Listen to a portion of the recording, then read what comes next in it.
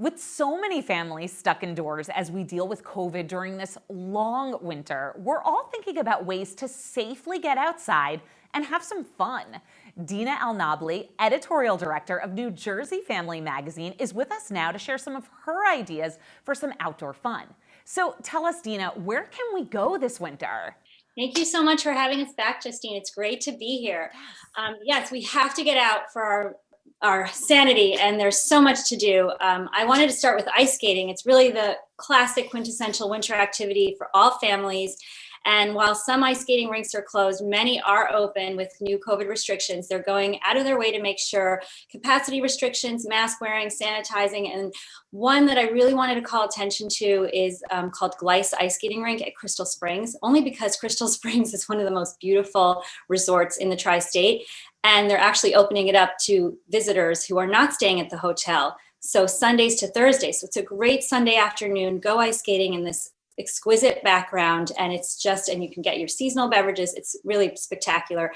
Also, speaking of new, not as new, but fairly new, American Dream, next level, not outdoors, but I have to mention it because it is the most amazing ice skating rink. It's NHL regulation size, and it's spectacular. And they do a great job with safety, and it feels open air because it's so huge. And then in terms of local ice skating, we love Palmer Square in Princeton. You can ice skate outdoors around the shops. It's just so charming. Near where I live near Paramus, there's the Winter Wonderland in Vanson Park, which is just in the middle of nature. It's only $5 to skate.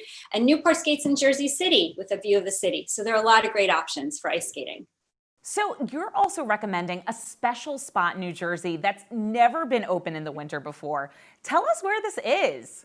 Okay, I'm so excited about it. Grounds for Sculpture is a very special place. It's one of my favorite places in the tri-state. It's in Hamilton, New Jersey, near Princeton. And it's so beautiful. It's a sculpture garden inspired by an artist, J. Seward Johnson, a philanthropist who wanted to bring contemporary art and make it accessible to everyone. 42 acres of outdoor space, 300 sculptures, modern contemporary sculptures, and it's never been open in the winter. So now, because of COVID, they're opening it up through the end of March. You can go. It's $10 a person, very affordable. If you've been there, it's a whole new experience anyway, because you'll see the sculpture snow, with snow and winter jasmines. It's just a whole new way to see the art.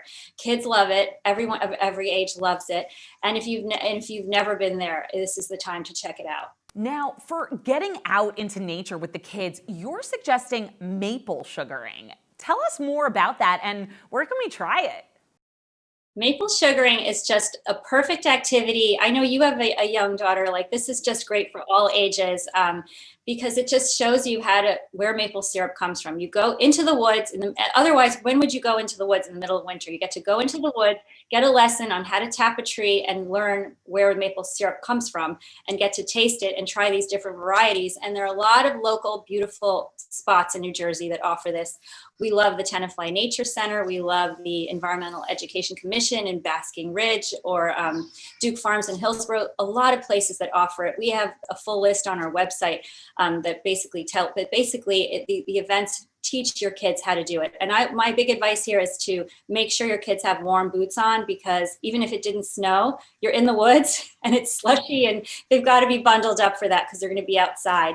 But I think the kids will love it. And maple sugaring peak season starts in early February. So we're at the time now where you can call ahead. With COVID, you have to call ahead. You have to do everything reserved online. So what about skiing and tubing, the classic winter activities? Where should we be going this winter for the classics? Yeah, and that's the great thing about if you love skiing and tubing is that, none of that is canceled. It's still very much happening. And New York, New Jersey, and Pennsylvania is packed with places that you can ski or snowboard for the day without having to stay overnight, which is great. Shawnee Mountain is one of our favorites. It's in East Stroudsburg, Pennsylvania. There's so many. Mountain Creek in Vernon, Mount Peter in Warwick, New York, Camelback in Tannersville are all really great for all levels. And if you're not a skier, and you don't want to go through the hassle of the lessons and everything, the perfect activity is snow tubing. It doesn't require any training. Just get in the tube, go downhill, and they have those fun magic carpets that bring you up, so you get all of the downhill fun and none of the uphill effort. I want to give a special shout out to Camelback Mountain, because Camelback does this very fun thing where they do nighttime disco LED light tubing. And with the indoor dining restrictions right now in Pennsylvania, Camelback and others have done a great job. They've moved all their dining outside. They've got taco and beer trucks. They've got indoor heated tents with beer and variant pretzels.